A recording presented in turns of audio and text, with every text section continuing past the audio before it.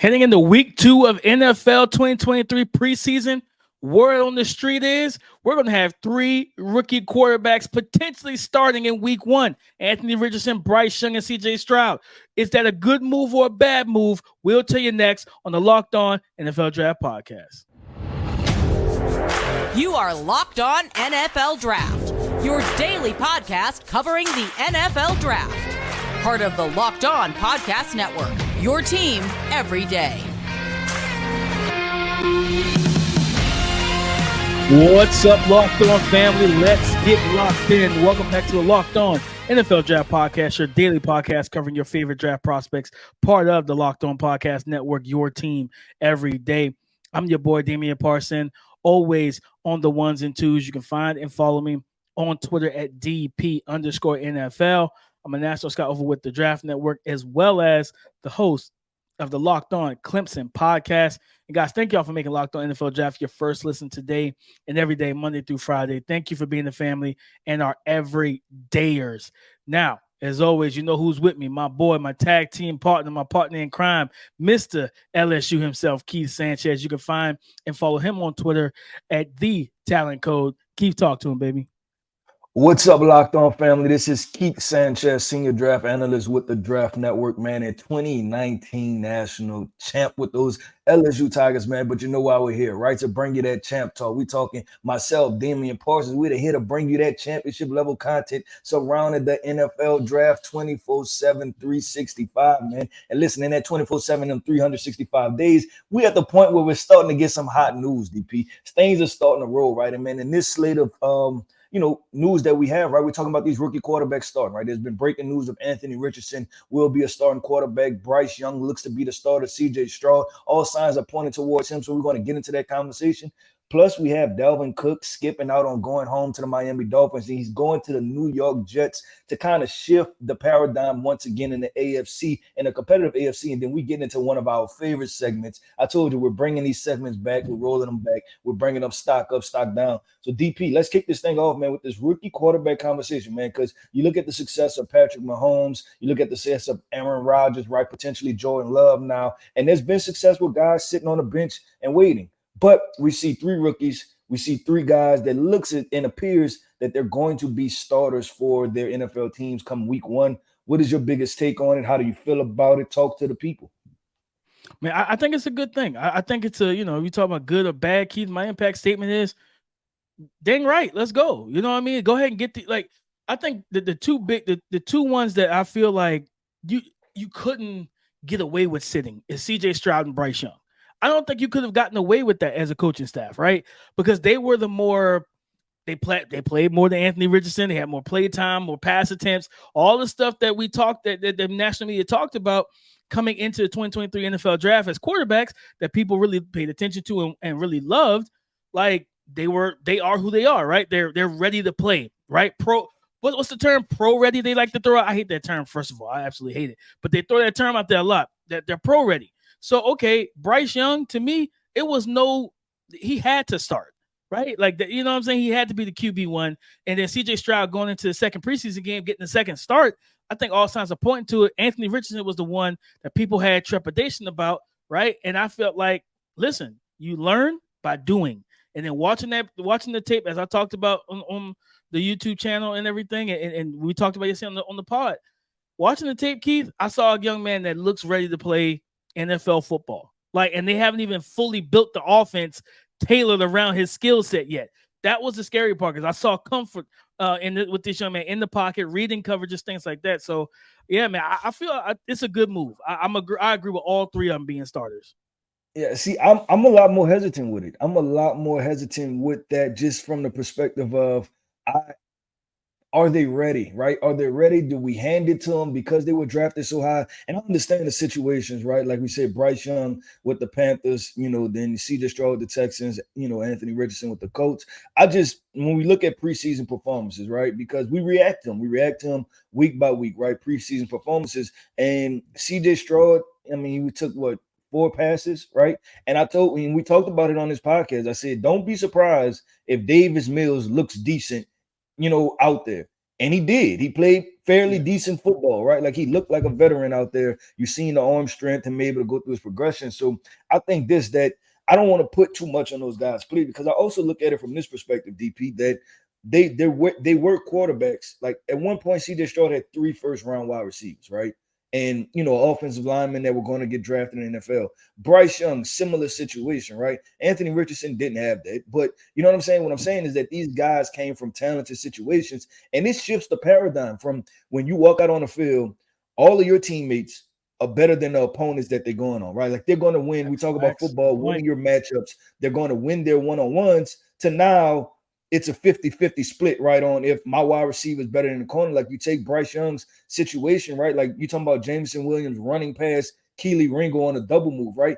Who on that offense can do that for the Carolina Panthers? Probably, I would fair to say probably nobody, right? And then you look at the Houston Texans, they have a bunch of young guys, but is it Garrett Wilson? Is it Jackson Smith and Jigba? Is it Chris Olave? We don't know if they're that type of caliber player. So I'm all for this, DP. I'm even all for them playing early. I just want them to make sure that they earn it. And that would be my perspective from the coaching. The Anthony Richardson one is a rather interesting dynamic from the perspective of he's going to be a runner too. You know what I'm saying? It's not just passing. And if you're going to unleash the running aspect of it, then it can bring along some other things to where maybe that part can make it comfortable. So if am I mad at it? No. Is it, part of the fan in you where you want to see these guys play NFL football? Yeah, but then there's also the part of like, I also want the best for them, so I just hope that they're ready. And that's kind of where I'm at with the 3 of these guys. Yeah, and I'm with you, Keith, and that's a very good counterpoint, because you do want them to be ready, right? You don't want them to go out there and become Sam Darnold where they're seeing ghosts and all that type of craziness. You know what I mean? And I think that's the big. I think and I love when it comes on to CJ and Bryce, it's a point that is not like it felt like it was talked about with CJ because the receivers he had, even like last year in 2022, because the 2022 Bama offense wasn't 2021 Bama offense, people forgot that, man, Bryce is on a team that's typically favored to win by 10 plus points each week. It don't matter who the opponent is. So it's like, I love that nugget because of the fact that it is going to be kind of an uphill climb where, no, you're not on the team with the 5 stars all over the field. You're on the team that had the wide budget, find the players that they can find, and put them guys in the positions to win. And I think that's, for me, it's like to see these kids step on the field, these young men step on the field and get their shot. Like you got, like if you have worries about CJ Stroud, I guess from a timing standpoint, like him just like locking in on reads and stuff. Well, you know what? You got to get those reps so that we can coach you up in the coaching room, right? You know what I mean? You know firsthand about that stuff. You know what I'm saying? So it's like you got to get those reps, whether it's preseason and then even into week 1, which I think is against the Baltimore Ravens.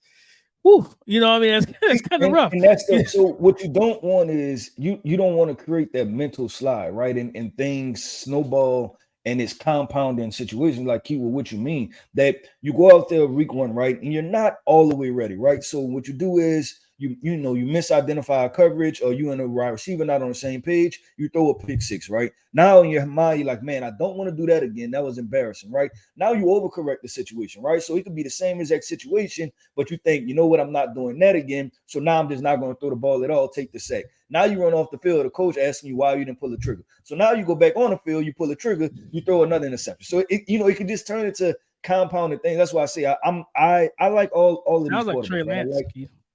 Huh? Sounds like Trey Lance. Like, yeah.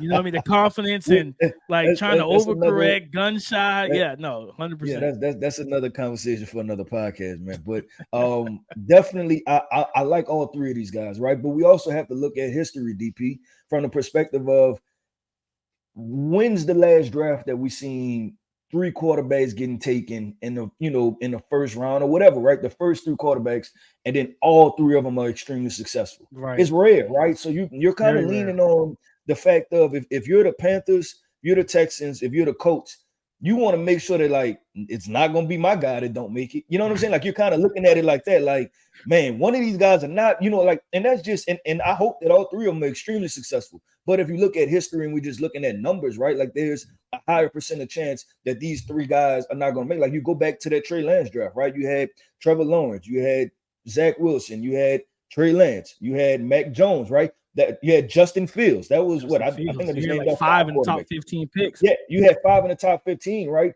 And as of now, there's only one that we feel really good about, right? That we're talking about all pro or And Pro that's Bowl even level. and even that's barely because he had you can talk about Trevor Lawrence because he wasn't Yeah, great at the beginning of last year.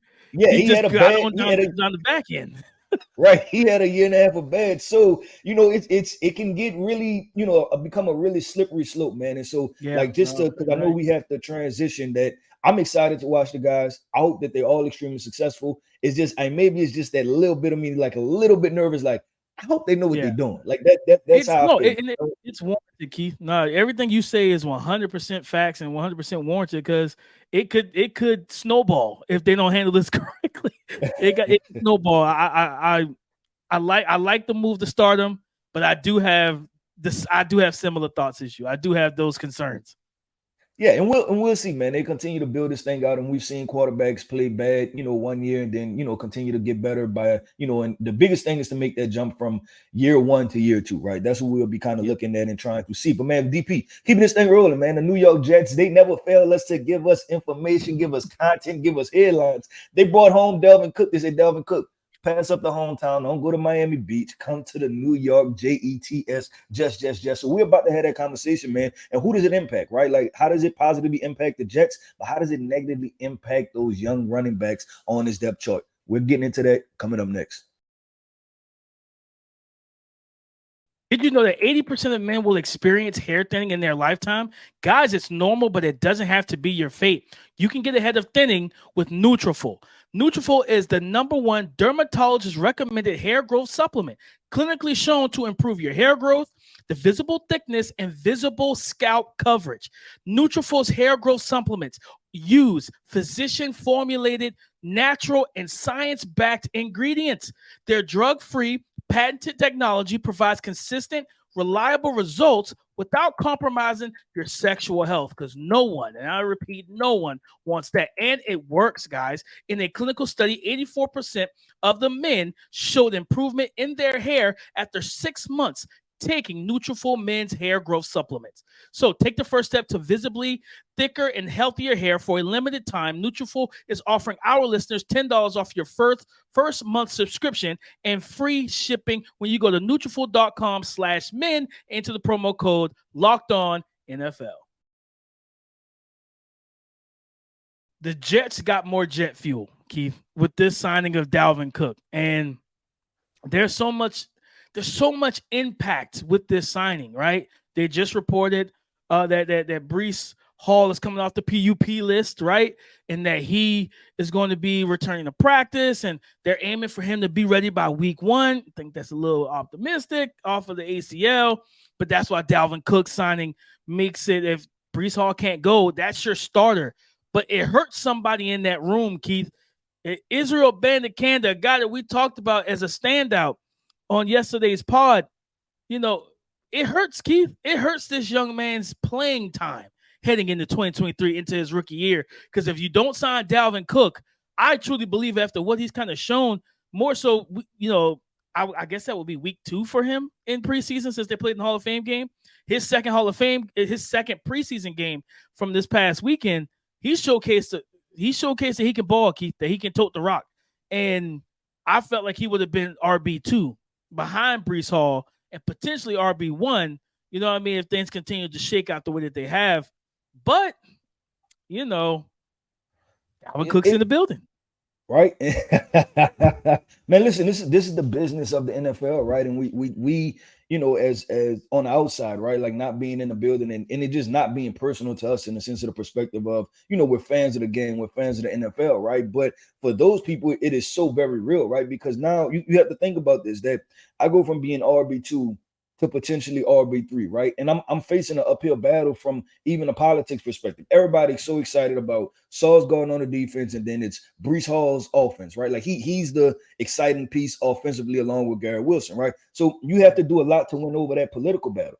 obviously you're not beating out Dalvin Cook, right? It's the reason why they brought him in. We have to get into the 53-man roster part of it, right? Because Dalvin Cook is going to make this roster, right? Bryce Young is going to be on this roster. So now the question is, how many running backs are you going to carry? So if you're Israel Bandicana, do you want to go into the season being RB3? Don't forget they have Michael Carter. Don't forget they have Bam Knight also. Do you want to go in there being RB3 or RB4? Or you like, you know what, man, just go ahead and cut me.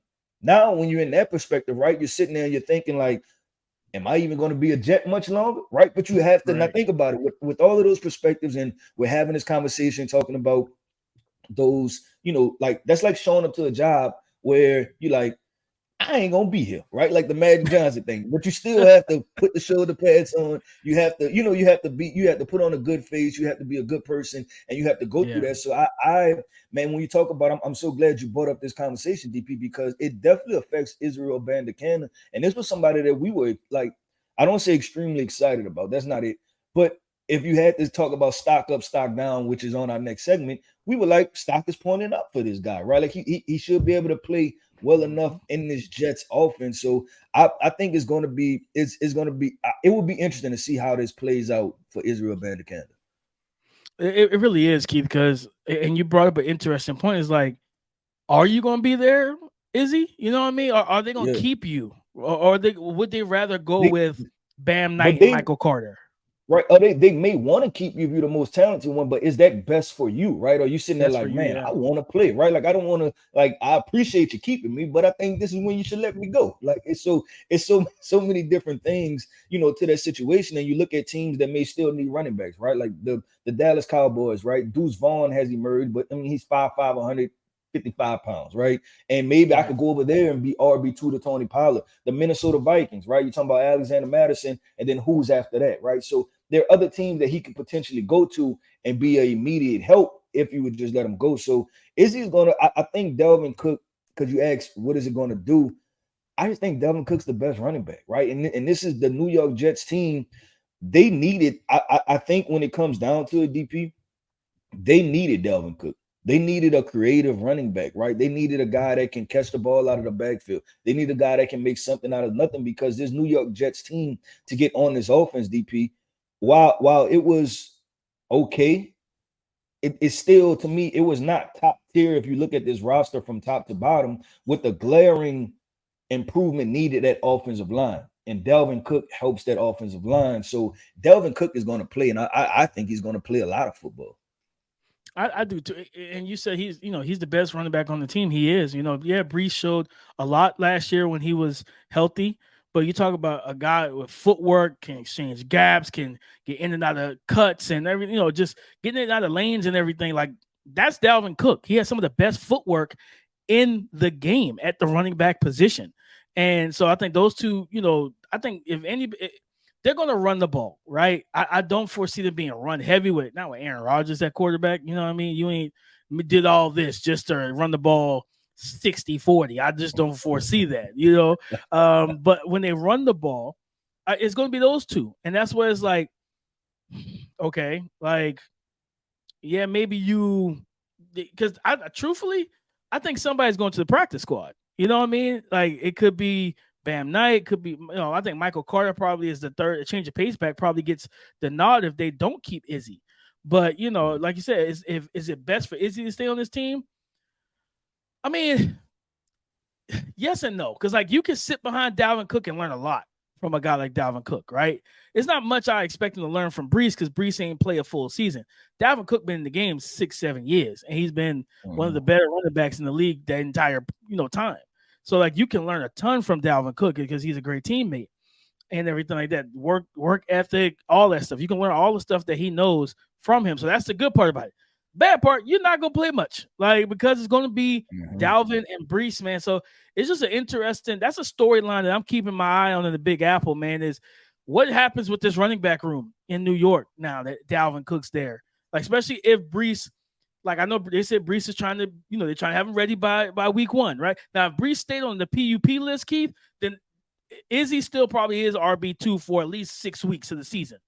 But because Bryce is coming off the PUP, now it makes this thing a little more congested and a little like, all right, where do I get my touches? You know what I mean? Like, if I'm the general manager, really? Like, I don't know if you return kicks in college. I can't remember.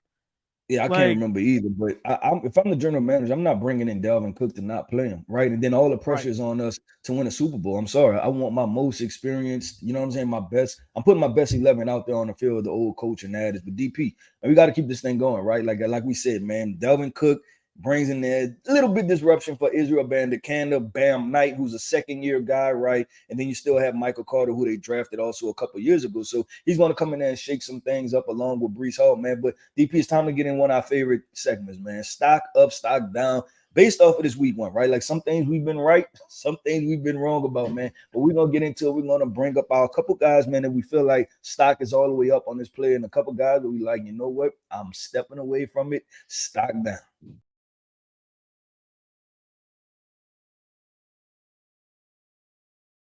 The stock market is open, Keith. It's been a while.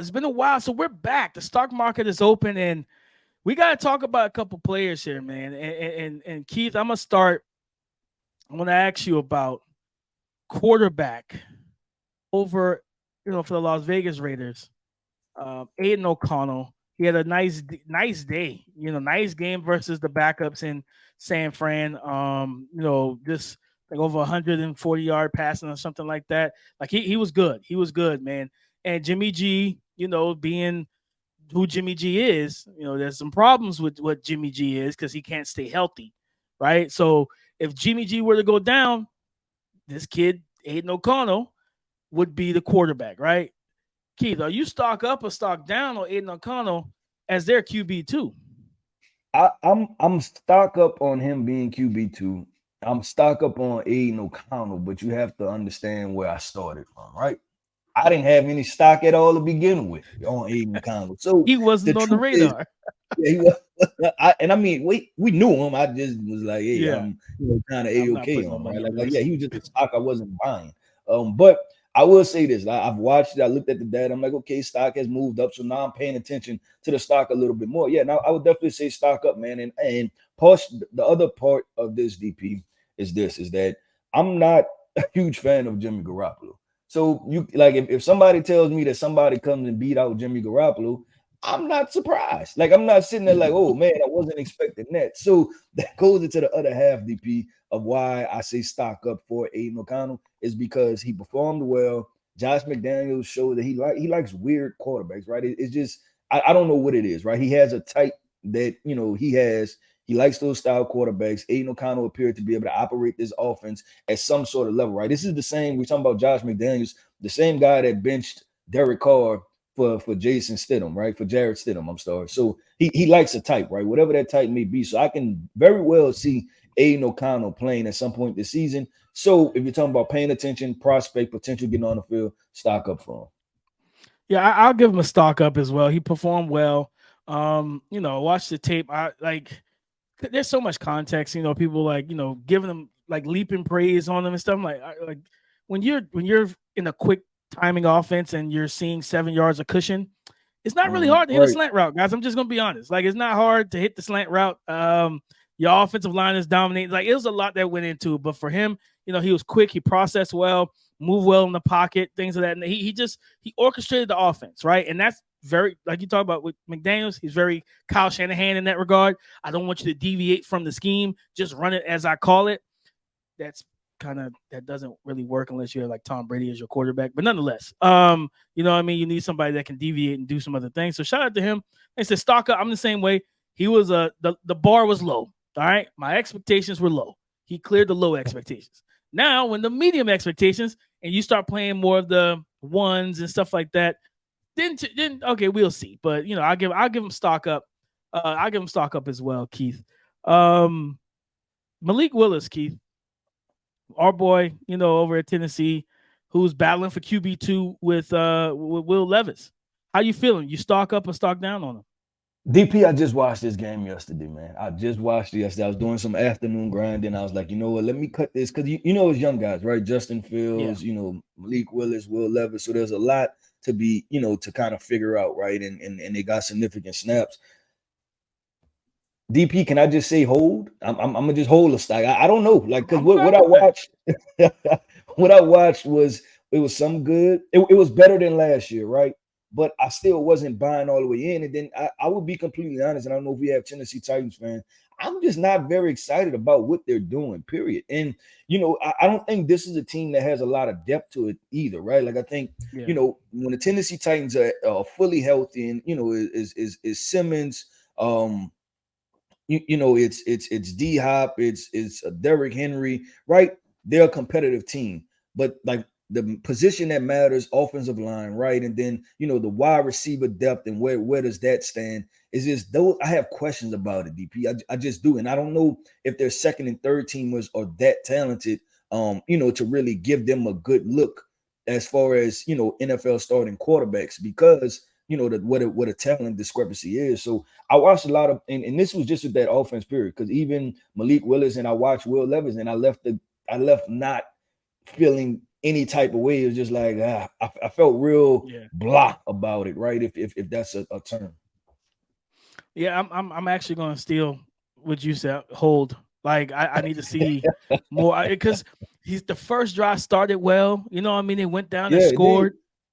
Then he had like a snowball effect of like 3 straight drives where it just was all like strip sack, threw a pick. The offensive line played horribly for both quarterbacks, him and Will Levis. You know what I mean? So, and then he started to show some more promise with some, I think like his last drive and I think it was like a 2-minute drive and he got him down to the red zone. You know what I mean? They just couldn't convert and everything, but he, it just showed the ability to drive the ball and you start to see his trigger quickening up. But again, it was just too many peaks and like peaks and valleys in that game with Malik. So I'm a hold as well, Keith. I'm a hold. I want to ask you about one of your teams in your region, Calvin Austin III, big dog, for the Pittsburgh Steelers, man. How we feel? Because Keith, he healthy, man. He balled out. You know what I mean when he got his opportunities. I'm going to stock up on Calvin Austin, and I'm going for this reason that, and we talked about it on here before. I don't love the Steelers wide receiver core, right? Like I think George Pickens is a dude, but he's a dude at what he does. You know what I'm saying? And then you have what I'm blanking on my guy, the wide receiver. Deontay Johnson. Yeah, Deontay Johnson. I don't know why I was blanking on his name, but Deontay Johnson is, solid player, right? But he's very specific in what he does. And I think that when you roll out Calvin Austin, who's 5'7", 155 pounds, he's going to be specific in what he does, but he's going to add another element, right? And I think he's going to get usage. I can see them throwing screens to him, right? Taking some deep shots with him, just doing maybe, putting him in the backfield, allow him to, be a kind of matchup type guy. So I'm definitely, as long as this guy stay healthy, I think he will make some game-changing plays for the Pittsburgh Steelers. So I'm going to go stock up on him. Yeah, stock up for me too, Keith. As I close out the guys I have, stock up for me. I think, like you said, just adding a different element to this offense. The speed is legit. The speed we saw at the Senior Bowl last January, was that 2022, where he's out there giving everybody hell and no one can run with them and everything else. You see that as a wide receiver, but also the jet sweep game, getting them into the run game, stuff like that. Manufactured touches. He is going to bring a different element, and I think that. Him and he would mesh well with what they have because they don't have a true speed component. Yeah, I agree. All right, look, I got one last person, DP, and this is kind of an off the radar type name, but situation right now, and it could not play well at all, right? But I want to go running back from Las Vegas because I told you, I watched some of the game. Zamir White, stock up or stock down, and the reason is with the Josh Jacobs contract conversation. And with the holdout and stuff like that. So I'm actually with Josh Jacobs, that situation, Zamir White, are you stock up or do you think it's going to be somebody else in that backfield? If Josh Jacobs is not there week 1, stock up. Zamir White's RB1. I truly believe that, Keith. He looked like Zeus. He looked like the young man that everybody lauded about after he was recruited to Georgia pre-ACL injuries. He was decisive, quick, physical, fast, downhill, in a hurry. He kept that offense. When you talk about Aiden O'Connell, yes, he did some good things, but a lot of it was off of the back of Zamir White in terms of the run game, give him the play action, things of that nature. I'm saying stock up, man. If Josh Jacobs missed significant time due to this contract situation, this young man's he's gonna be the RB1 in my opinion. Yeah, I would say stock up too, man. And if I had him, if it was Josh Jacobs, look, I'm all about y'all. Y'all know me. I'm a running back advocate, right? Draft him in the first Get round, your money. pay him their money, right? Like I'm all about that. But if I'm Josh Jacobs, come back to camp, baby. Just come back and play Facts. because I think Zamir White, like this is not a leverage play. Saquon Barkley, and I was disappointed he did it because if I was Saquon, everybody knows how I feel about Daniel Jones. I would have simply said, "Go ahead, y'all want to roll with Daniel Jones? Go ahead and play with Have him. at it. I'll be over here, right?" But Saquon had leverage, but he didn't take it. Josh Jacobs, in perspective, I don't think he has leverage because I think Zamir White is a talented running back. Very similar skill sets as far as what they offer. We'll just see how it plays out on the field, right? But yeah, that DP, that was my last guy. Man. I wanted to throw in Zamir White, a little curveball, a running back conversation. So, like we said, man, you can take that and apply to fantasy, whatever you want to do. But definitely stock up on a couple guys that we talked about. You know, one guy we had to hold with Malik Willis, man. But DP, that was a fun show, man. I enjoyed that, man. We talk about these rookie quarterbacks, man. The news is flying. Rookie quarterbacks are going to start, which, you know, we'll see how that plays out. Dalvin Cook coming to the Big Apple, man, ready to do some, you know, really good things for the New York Jets, man. And then stock up, stock down segment. I had really fun. Like I said, man, shout out to our everydayers. Thank you for tapping in with us. Tap in with us tomorrow, man. We're going to have some more fun, exciting content coming your way every day. Like we said, 24/7, 365 with the Locked On NFL Draft. Go subscribe and follow for free on YouTube or wherever you listen to podcasts. Get the latest episode as soon as it's available. Hit the subscribe button. Hit the bell notification on YouTube so you're notified whenever we drop content. On tomorrow's show, we're going to get into Thursday night football. We have 2 games on Thursday night that we're going to talk about and break down and preview. But guys, in terms of Twitter, you know what you can do. Find and follow us on Twitter at Keith Sanchez at The Talent Code. Me, Damian Parson, DP_NFL. Come and join the conversation again tomorrow on the Locked On Podcast Network. Your team every day.